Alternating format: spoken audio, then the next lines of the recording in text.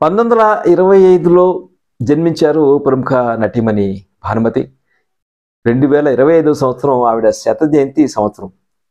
1939లో వరవికేయం చిత్రంలో ఆవిడ కాళింది పాత్రలో నటించారు. దానికి కారణం ఏంటంటే ఆవిడ తండ్రి గారు బొమ్మరాజు సీతారామయ్య గారు, అలాగే వరవిక్రయం దర్శకుడు చిత్తజల్లు పుల్లయ్య ఇద్దరు మంచి మిత్రులు కావటం ఒక కారణం. తర్వాత ఆవిడ 1943లో కృష్ణప్రేమ సినిమాలో నటించారు. అది మంచి పేరు తెచ్చిపెట్టింది ఆవిడకి.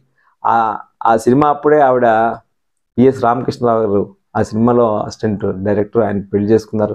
1900 తర్వాత స్వర్గసీమ వచ్చింది 44లో. ఆ సినిమా బాగా హిట్ అయింది.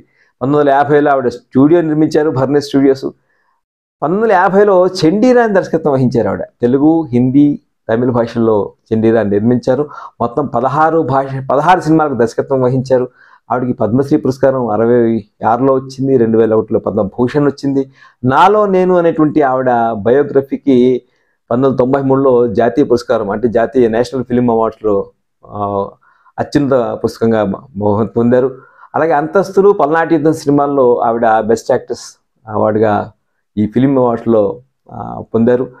భక్త మార్కండేయ చిత్రం 16 ఏళ్ళు లోపు ఉన్న పిల్లలతోటి ఒక సినిమాని నిర్మించి ఒక రికార్డు నెలకొల్పారు.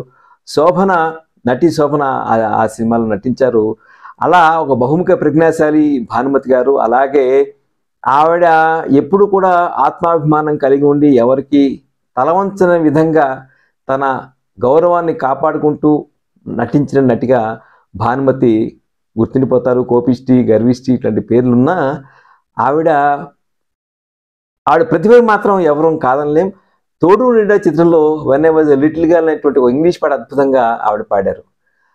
భానుమతికి సెప్టెంబర్ 7, 1925న దొండపర్తి అనేటువంటి ఒంగోలు సమీప గ్రామంలో జన్మించారు. ఇవి భానుమతి గారి విశేషాలు.